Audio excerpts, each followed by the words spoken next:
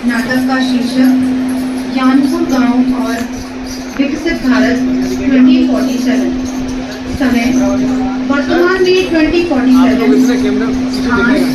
ज्ञानपुर गांव का चौपाल, गांव का चबूतरा, पाठ्यसूची, सूत्रधार, कहानी को जोड़ने वाला यानी कि मैं, गणपत मास्टर, पुराने समय के शिक्षक, बदलती शिक्षा व्यवस्था से परेशान, तारा देवी, स्थानीय नेता, हर बात में राजनीति और मसाला खोजने वाली महिला, सिमी दीदी, नवयुवती शिक्षिका, NEP 2020 की पक्षधर, आधुनिक सोच वाली, रघु काका, बुजुर्ग ग्रामीण, अनुभव तो बहुत है लेकिन तकनीक से थोड़ा डरते हैं, छोटू, गांव का होशियार बच्चा जो NEP के लाभ से प्रेरित है।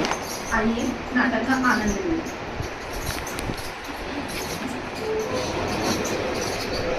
अरे तारा देवी, हाँ भैया, जो देखियो क्या लिखो है, जो शिक्षा विभाग में कौन सी नई मुसीबत आ गई, जो में लिखो है कि मोड़ा मोड़ी अपने मन से कछु भी पढ़ेंगे।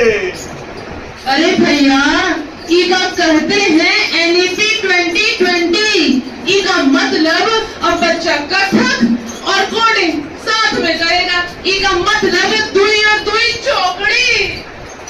हमारे जमाने में तो जब तक डंडा नहीं पड़ते, मोड़ा मोड़ी पन्ना नहीं पलटते, और जा में लिखो है कि अब मास्टर ने छोड़ के मोड़ा मोड़ी मुख्य भूमिका में होंगे। इसका मतलब अब बच्चे तय करेंगे कि सिलेबस क्या होगा। अब बच्चे पूछेंगे टीचर जी आज हम अंग्रेजी पढ़ेंगे कि हम पेंटिंग करेंगे। नमस्कार गणपत जी। नमस्कार तारा देवी। आपको पता है आजकल बच्चे कला और विज्ञान को मिलकर का विज्ञान पढ़ रहे हैं। का विज्ञान जो कानून वाला है। आजकल वो समय नहीं रहा। आज बच्चे जब उनको रोबोट के लिए वो कविता भी लिख सकते हैं और डांस के माध्यम से वो न्यूटन के नियम भी पढ़ सकते हैं। तो इसका मतलब अब भौतिकी भी गाना गा के सिखाई जाएगी। जड़त लगे 3 नियम, हाय ये नियम। आर्ट इंटीग्रेटेड लर्निंग है ही वो, जिसमें बच्चे रुचि से कोई चीज सीख सकते हैं और उनको सीख कर ही पढ़ना होगा, तभी वो कुछ अच्छा कर पाएंगे। ओहो, ये भी तो रेडियो में कह रहे थे अब पढ़ाई मातृभाषा में होगी और शेक्सपियर भैंस चराने जाएंगे।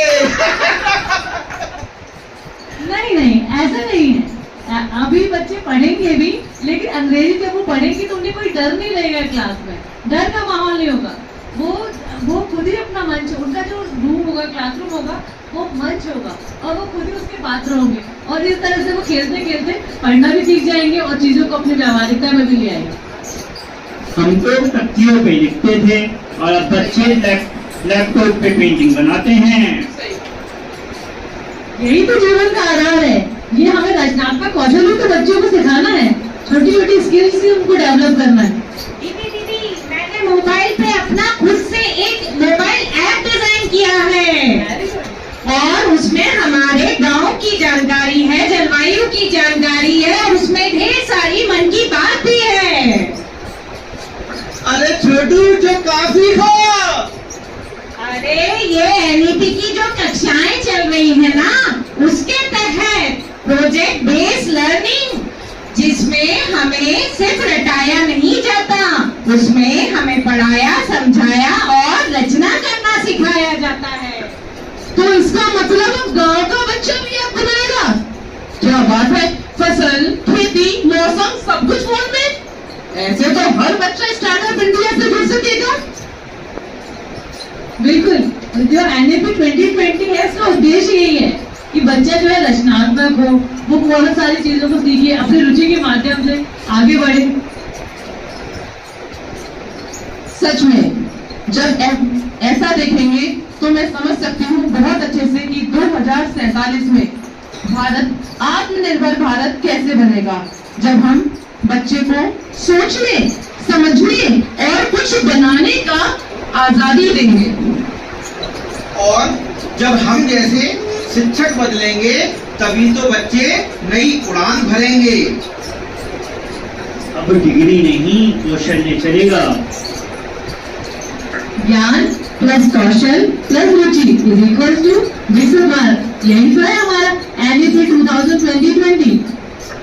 अब मैं इंजीनियर के साथ साथ चित्रकार भी बन पाऊंगा, समझूंगा, सब पढ़ूंगा, समझूंगा और रचना करूंगा। यही है NEP 2020।